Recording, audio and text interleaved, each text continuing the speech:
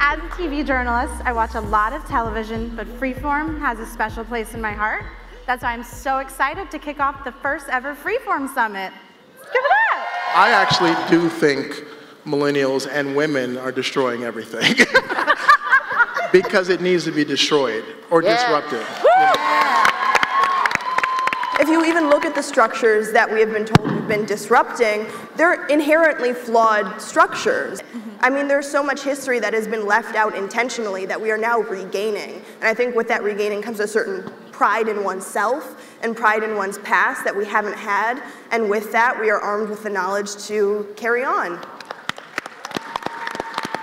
All young people are storytellers, right? Who doesn't have an Instagram story? Who doesn't have a Snapchat story? Yeah. There's an entire generation of young people that are learning to tell their own stories. And I can't wait to see how that changes television and media and culture.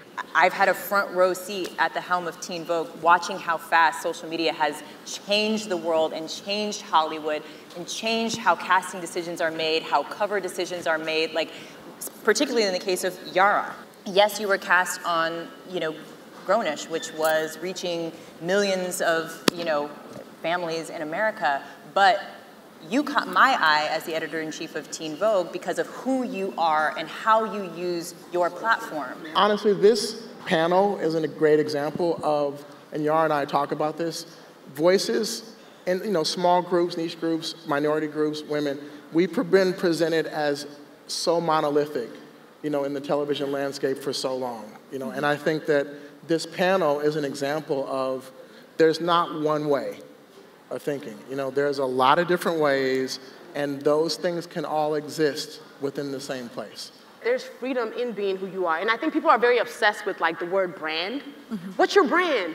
And everyone misses the point and thinks it's the logo or what you're wearing, but your brand is what people are saying when you're not in the room. And that thing matters, and I think what's important mostly about your brand is that you are excellent at what you're doing.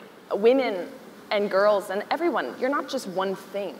We're all multifaceted, and I think now more than ever, we're actually empowered to be that, whatever that uniquely is. Going back to who's leading the story and the narrative and the paradigm, what does success look like, and really disrupting what it means to be successful and really elevating more stories of being multidimensional and showing more people who are not in that quote-unquote cookie-cutter box leading the narrative and being successful.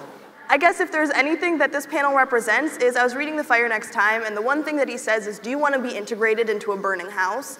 And what this room represents is a house that, a group of people that are dedicated to setting out the fire and building a new infrastructure.